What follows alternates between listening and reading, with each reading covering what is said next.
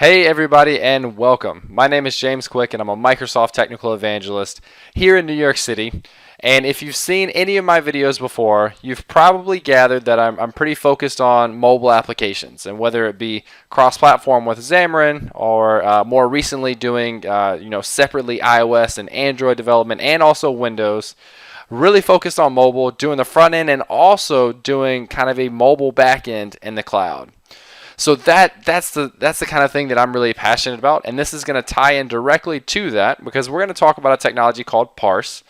And Parse is basically a mobile backend for your application. Provides data storage, provides some authentication, some user login, logout functionality, client SDKs, a bunch of different things. And what we're really going to talk about today is understanding Parse on Azure. And so why we're talking about this is that Parse has recently kind of announced that it will no longer support hosting your workloads themselves. So this is a lot of people, a lot of developers, especially young developers, have been using Parse, really excited about Parse, and we're kind of in shock. You know, everything that they had created, all the data that they had stored, was basically will be going away in the next year. So what Parse did, and they've actually done this very well, is they started out with migration guides, and then they actually open source their Parse Server that users, developers could then take and upload to their own server and run and have the same interaction and same functionality that they had when just using Parse by itself. So this is where we're going to talk about Parse on Azure. And we're going to talk about understanding what it is, because different services of Parse map to different services of Azure. And I want to make sure that everyone understands what those different services are. Won't do any hands-on interaction with the SDKs today. I will have some videos in the future that will do that. We'll do some iOS, Android, and Windows, kind of getting started on each. But today, really want to make sure that you understand the different pieces that are involved on Azure using Parse. So, one thing to note before we get started is Parse is actually very similar to something we already have in Azure. So this is kind of an interesting situation where we have gone out of our way at Microsoft to directly support this Parse server and make it as easy as possible to bring Parse developers over to Azure, knowing that we already have a similar technology in Azure mobile apps. So Azure mobile apps, same general idea, client SDKs, Azure storage, user authentication, stuff like that. Very similar. Some things Parse does that mobile apps doesn't. Something mobile apps does that Parse doesn't. And we'll kind of touch on those as we go along. So just here on the screen, we've got the Parse homepage, which now kind of highlights this Parse server. They've got a migrate existing app page. They've got a view on GitHub because it is open source. And you can kind of take some time to look through either one of those or both. And what I'm going to do is I'm going to pull up my Azure portal, and I've kind of jumped ahead here. So I'm going to start with a new, and then in new, I'm just going to search for Parse. And when I search for Parse, I should have two things show up. And the top one will be, let's see here. There's a Parse server by Bitnami, and there's a Parse server on managed Azure services, which is what we want. And so those managed services are what we're going to talk about here today in a second. So if I want to get started here, I can click create. What I'm going to need is a name for my Parse server. So I've got a quick parse already running, so I'm going to try a quick parse 2 and see if that works. All right. And we can do your subscription. So if you have an Azure subscription, choose whichever subscription you want to start with. If you don't have one, you can get a free trial. There's other ways to get one. So just kind of figure out your way there. Resource group, I'm going to, let's see, do I have I'll just do my default EastUS, default web EastUS, or actually Parse resources because I've already got one going. So I've got a resource group for my other quick parse. So this is part 2. And so you see here it's got app ID and then parse master key. And if I don't give it a key, it's going to auto-generate those keys for me. So I could go in and create my own and then paste it in here, or they'll just give them to me. So I'm going to start clicking create here. And we'll just start by kind of understanding really what Parse Server is while this is creating. So Parse Server is basically a Node Express application interact with data in the form of a MongoDB database. And the thing about MongoDB is it's JSON in and out. It's JSON documents, JSON stores, basically. So it facilitates endpoints for your SDKs to access, and then from there kind of go in and access the table storage, so it's that middleman. You can add custom endpoints to this to do other specific things if you want to, again, to have more of a middleman between different aspects of data. It does things like store files, and it can store files in kind of a file storage that Parse Server includes. Basically what we're creating here is a web application at heart. That's what we're creating. And I want to talk a little bit about Azure App Service. And Azure App Service is kind of this container idea that you can put mobile apps and web apps and logic apps and API apps inside of and have them all talk to each other and share resources. And the reason for this is that previously in the old portal with Azure, we had something called Azure Mobile Services, and then we also had Azure Web Sites. Right, so the naming might get a little tricky here. And those were kind of two separate technologies. And what we realized is not only do these kind of go hand in hand, I mean, it's kind of hard to find a mobile application that doesn't have a website. It's kind of hard to find a website that doesn't have a mobile application. So not only do they go hand in hand, they also tend to share resources. So knowing that, we created what's called the Azure App Service. And the Azure App Service is basically that container that you can put web apps, now they're called web apps, and then Azure mobile apps in and have them talk to each other and share resources. So that's basically what we're creating here at the heart of our Parse server. We're basically going out and getting those files from GitHub, from the open source Parse server, copying them into a web application, and then adding a couple of different services behind the scenes as well. Alright, so we've got our Parse server deployed here. I'm going to go ahead and click and see if I can open this and take a look at what it really is. And I think what we're going to see here is this is the resource group that we created. So I'm going to do one thing. I'm going to back out and I'm going to do all resources. And I'm going to do, when this loads here, do a search for parse, because I want you to really understand what all the different resources are that are created. And we're going to see basically doubles here. So we should see a quick parse 2 for each of these items. Again, one that I've created before, one that I just created now. And so let's just kind of walk through these piece by piece. The first one we have is the actual web application. So that's the web server, the server, the Node.js files that are just copied in to create that web application. So that's one piece. And this is just like any other web app. You should have a landing page, and this landing page probably right now, let's take a look, is just kind of a dummy page that says basically this is up and running. So let's see exactly what it says here. And while we're waiting for that page to come up, I want to show one more thing, one of these handy tools in web apps and mobile apps, because they share a lot of the same thing, a lot of the same functionality. And one of those is the extension for, to get tools up here, so the Visual Studio Online extension. And this is where, give it a second here to load, we can go in and kind of see all the files that are inside of our web application.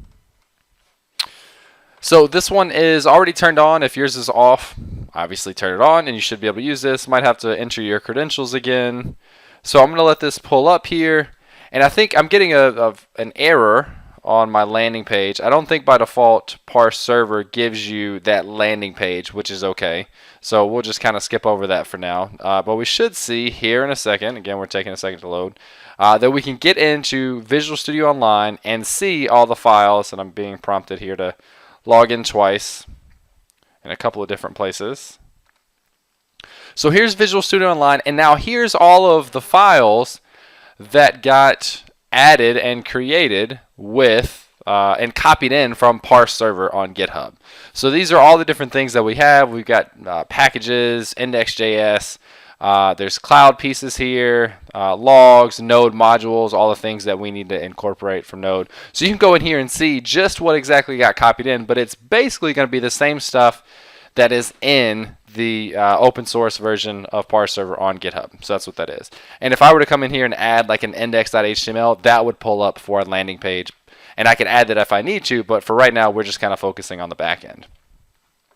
So I'm going to go back a little bit from our web application. If I close that out, do I go back to my search? Nope. So let me search again for all resources, and we'll do a search for parse. And one of the things that we're going to see in addition to just our web application is the actual app service plan. So the app service, again, is that container that we put this web application in. So for each web application, it has to go to some container. So it's going to create one of those for us. Let me bring up all these parse resources again and kind of move in a little bit closer here. So that's what this Quick Parse 2 is, ASP, as app service plan, not Azure service plan. So there's our app service plan. We've also got this Quick Parse 2 DB. So what Quick Parse 2 DB is DocumentDB. And DocumentDB is Azure's managed service for MongoDB. Hope that makes sense. So this is why I kind of started early on to emphasize that Azure has a managed service deployment package for Parse. So it goes and creates all these things that are managed services. So I don't have to go in and install MongoDB on a VM and do updates and stuff like that. This is managed for me, so all I need to do is kind of go in and interact with it. Very, very cool. So let me scroll down here. No databases by default. What's really cool here is when you start to interact with this from a client SDK, it'll go ahead and create the databases and the tables, or with DocumentDB and Mongo, it's more of collections of JSON documents is what it becomes. But it's going to go ahead and create all of those for us. So in the next couple of videos, when we do a getting started with one of the client SDKs, we'll see when we say to access or to put something in this table, if that table doesn't exist, it will create it, which is really, really handy. All right, so that's our data storage, and the web server, that web application connects. You access the web application, and it connects you to DocumentDB back and forth. Let's scroll back over here. The next thing we have is the notification namespace, or notification hub, and then the namespace as well. So the notification hub is is another managed service to send push notifications, and push notifications are different on each of the platforms. So this notification hub makes it as easy as possible for us to send push notifications to all the different devices: Windows, Android, iOS. This is actually basically the same implementation that Azure Mobile Apps uses. So Mobile Apps creates the same kind of notification hub and uses that behind the scene and abstracts a little bit even more from you. So we move on down a little bit more, and we've got this is a storage account here, and this might actually be, this is our last piece. So the storage account in Azure, you can store tables, blobs, files, and queues.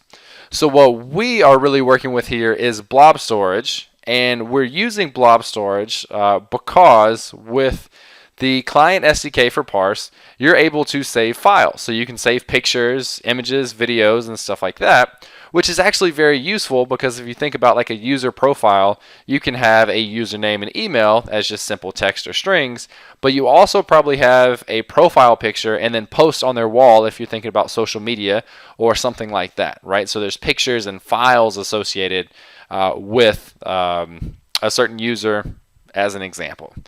So files it's separate from the file storage that you see there. So blob storage is really focused on unstructured data, things that are just bytes. They're just zeros and ones, and they can be in any order, versus like a table storage where you have rows and columns. This is just completely unstructured data, and we can go in and save stuff to using the client SDK to basically save a file, and it will save the file in blob storage and then put that URL in the DocumentDB table.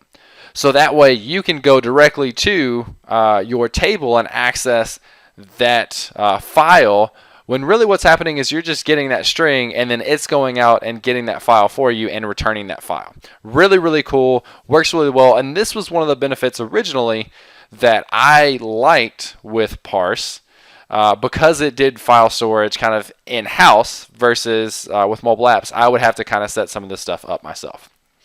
So those are the different services. Again, just a quick recap here. You're going to have basically a web application, a web server that is running Parse Server, which is open source on GitHub. You can go and check out the files, and you basically deploy those into a web application. Because you're in a web app, you have to have an app service plan, which is that container for mobile apps, logic apps, web apps, and one more, API apps. You're also going to have your database, which takes the shape of a DocumentDB, a document database, a DocumentDB database, which is very similar to MongoDB. It's a managed Azure service, so I don't have to go out and install it myself and update it myself. It's managed. I just get to interact with it. And all of the to and from with that database is handled in Parse Server. So I don't ever go directly to my database from a client application. I go to Parse Server. It does the back and forth for me, which is great. And then the last two things. One is the notification hub to do push notifications. Really, really great. Obviously, this is something that I love the example of if you're looking at how often you open apps on your phone. You probably don't realize how many times you open applications because you get some sort of notification instead of you just going out of your way to open it. Think about Facebook, think about your text messages. They give you a reason to re-engage with your application, or your users to re-engage with your application and keep coming back. And the last piece here is the storage account, and within that storage account you get blob storage, unstructured data, images, videos, stuff like that, just bytes, zeros and ones.